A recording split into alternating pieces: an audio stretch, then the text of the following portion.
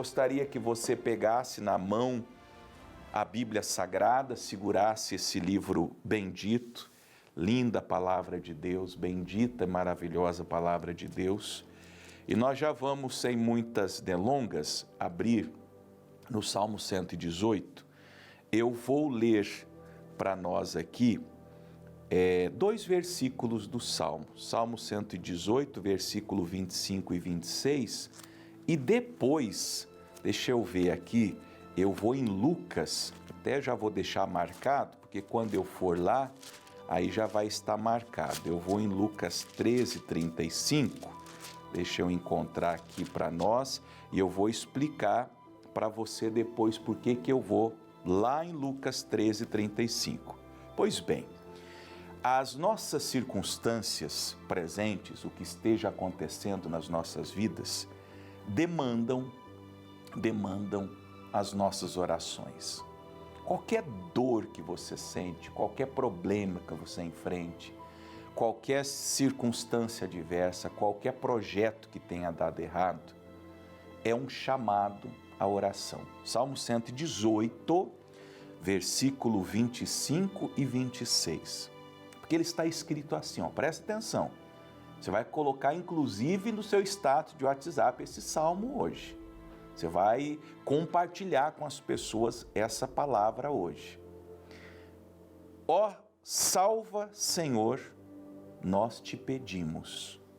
Ó Senhor, nós te pedimos, prospera. Vou repetir. Ó, salva, Senhor, nós te pedimos, é o pedido número 1. Ó Senhor, nós te pedimos, prospera. Pensa comigo, ele está fazendo 2 pedidos sobre uma mesma situação. Primeiro, ele pede a salvação, o livramento daquilo que ele está sofrendo. Uma vez tendo sido salvo, e ele crê, o pressuposto é que ele crê que ele será salvo, ele pede na sequência, com o mesmo rogo, com a mesma fé, com o mesmo fôlego que ele faz o primeiro pedido, ele pede, prospera. Vou dar alguns exemplos. Vamos falar de alguém perdido. A pessoa está lá no pecado, como o filho pródigo. Hoje, nos meus cultos, eu daria o exemplo do filho pródigo.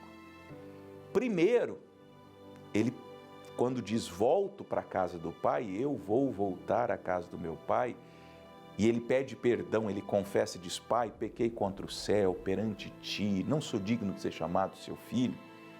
Ele está pedindo, me salva.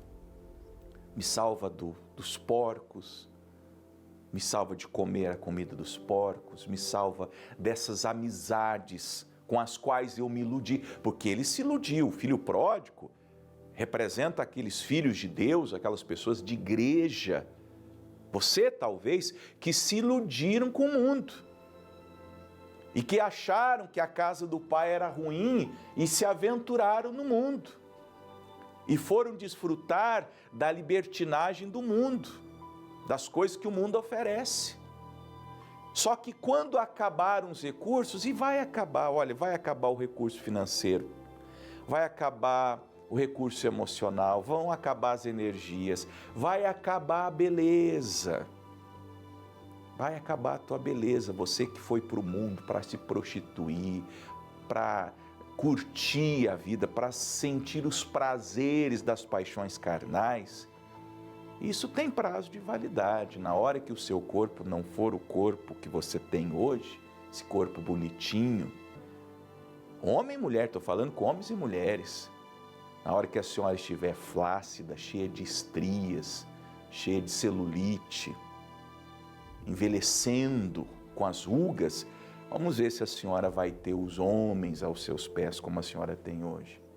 Na hora que o senhor não tiver mais esse tanquinho na barriga, no abdômen, na hora que a sua papada crescer, na hora que os seus cabelos caírem, vamos ver se o senhor vai ter esse sucesso todo com a mulherada. Fica uma advertência. Mas o que eu quero mostrar, o que eu quero dizer é que uma pessoa que está perdida nos seus pecados, nas suas iniquidades, nas suas transgressões, ela pede primeiro, me salva. E aí ela é salva. Você pode ser salvo. Em nome de Jesus, creia que você pode ser salvo agora. Mas no passo seguinte, como eu disse, no mesmo fôlego da primeira oração, do primeiro rogo, do primeiro pedido, já vem um segundo pedido. Senhor, nós pedimos, prospera. Porque o filho pródigo, depois que voltou para a casa do pai, ele foi salvo. Quando ele entra na porta para dentro de casa, ele está salvo. O mundo já não está mais o influenciando, ele já não tem mais falsos amigos, visto que na casa do pai até os trabalhadores eram pessoas confiáveis. Mas agora ele tem um banho, é dado a ele roupas novas, é dado a ele uma sandália nova, é dado a ele o anel, é feita uma festa em sua homenagem. Ele prosperou, ele foi salvo e ele prosperou. Você é salvo e vai prosperar como um filho de Deus, com a fé que Deus te dará, com os dons que Deus te concederá, com a consolação com a qual você consolará as pessoas. Porque esse é o caráter do nosso Deus. Ele nos salva e Ele nos prospera. Vamos exemplificar em relação ao dinheiro também. Uma pessoa endividada, um empresário falido, uma pessoa que tem o nome sujo, que está devendo para todo mundo e que está aí talvez até pensando em tirar a própria vida, no desespero, naquele afã de, meu Deus, e agora? Como que eu vou pagar os fornecedores? Como que eu vou pagar os funcionários? Como que eu vou pagar o aluguel? A ordem de despejo chegando e você está agora numa situação que você deve pedir, Senhor, me salva, me salva. Vamos ler de novo. Ó, salva, Senhor, nós pedimos. Como eu disse, a sua circunstância coloca naturalmente nos seus lábios uma oração. E o que você precisa nesse primeiro momento é de uma intervenção de Deus. Salva, Senhor. Me presta um socorro aqui agora. Mas depois, quando você sentir que a mão de Deus te resgatou, quando você perceber que Deus começou a trabalhar, aí você fala assim, ai, que bom, agora eu paguei tudo, está tudo resolvido, paguei os credores. Aí você continua e diga, agora, Senhor, nós pedimos também, prospera. Porque Deus não só tira você da dívida, como depois dele tirar da dívida, ele tem poder para te prosperar. Você entende? Primeiro ele salva, depois ele prospera. Se o teu caso é na área da saúde, você está aí com um diagnóstico terrível, você deve pedir a salvação, Senhor, me salva. E convenhamos, salvação para essa área é muito necessária. Hoje nos cultos, quarta-feira, para quem está assistindo essa mensagem que foi editada e postada em outra ocasião, é um dia 2 de julho de 2025, eu vou falar nessa hora de Ezequias. Ezequias recebeu um diagnóstico de uma doença mortal. E o profeta falou para ele, você não viverá, você morrerá. Ele virou o rosto para a parede e ele pediu, salva-me. E o Senhor não só o salvou, não só o curou da enfermidade, como deu para ele 15 anos de prosperidade. 15 anos onde ele foi livre dos ataques dos reinos ao redor dele. Então Deus não só salvou Ezequias na sua doença, como Deus o prosperou. Senhor, salva.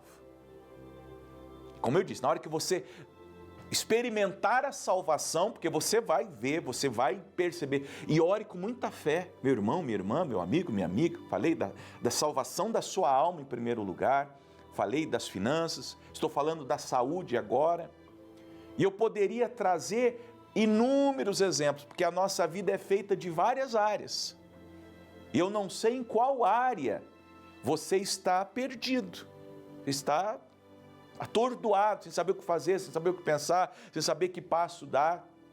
Então agora, a primeira oração que você vai fazer e perseverar nela é: ó salva, Senhor, nós pedimos. Então meu primeiro pedido, Senhor, é: me salva.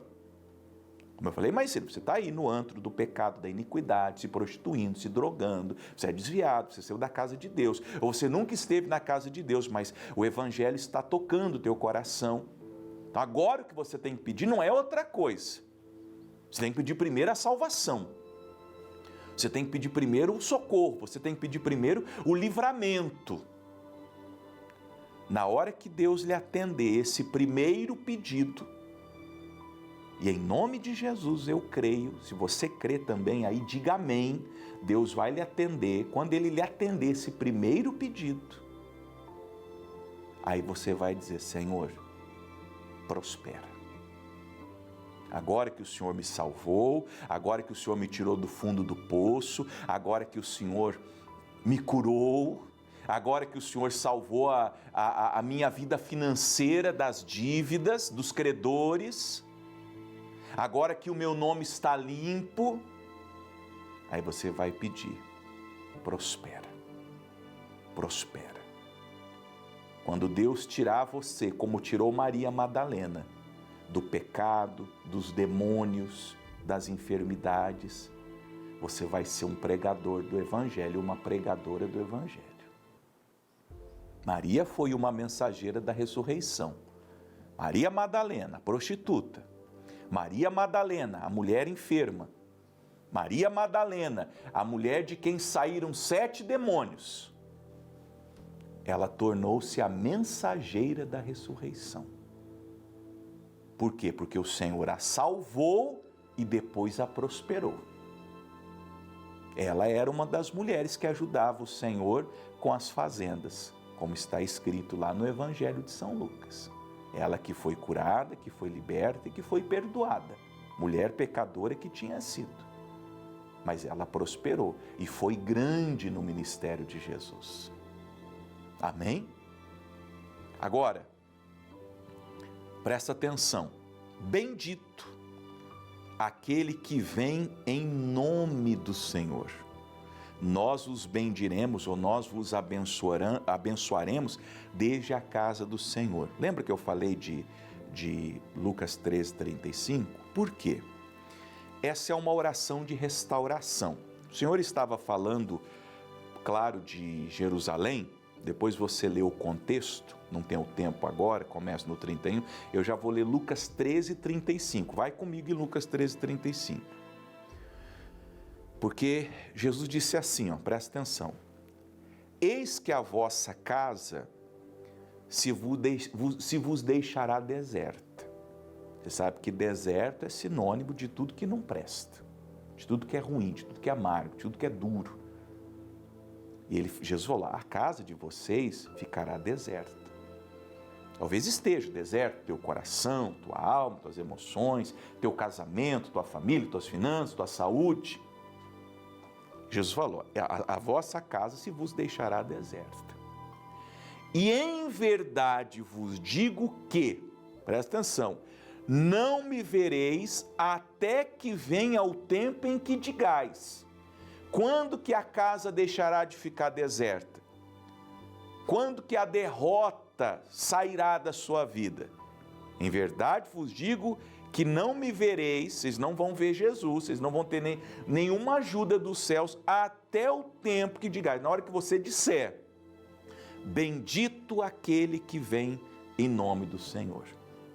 Porque essa proclamação, quando eu digo assim, bendito aquele que vem, ele está referindo-se a Jesus. Vocês não me verão mais até vocês falarem isso. Quando a exemplo do filho pródigo, a exemplo de Ezequias, o rei que eu contei. Quando a gente fala assim, eu preciso de ajuda. E aí eu clamo aos céus: bendito aquele que vem em nome do Senhor, que é o próprio Cristo. Bendito Jesus, que vem, porque Ele é o único que pode salvar. Em Atos 4:12 está escrito que não tem outro que possa nos salvar. Nenhum outro nome dado há entre os homens pelo qual sejamos salvos. Então você precisa clamar a Jesus. Não é o pastor, não é a igreja. Ah, se eu for da igreja da graça, se eu for lá para aquela outra denominação, se eu tivesse com aquele pastor, não esquece. Esquece. Na verdade, se você soubesse como essa pastorada anda perdida por aí, o que esses canalhas fazem nos bastidores, você ia ficar, você nem ia entrar na maioria das igrejas evangélicas hoje. Busque Jesus Cristo. Bendito aquele que vem em nome do Senhor. Bendito.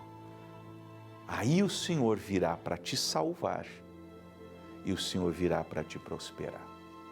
São dois estágios da mesma situação. Você está doente, Ele vai te salvar te curando e depois você vai testemunhar essa cura. Você está perdido, Ele vai te salvar. E depois você vai ser uma testemunha. Você está endividado, Ele tira você das dívidas. E depois você vai prosperar. Primeiro você sai do poço. Depois você vai triunfar e viver uma vida abençoada. Amém?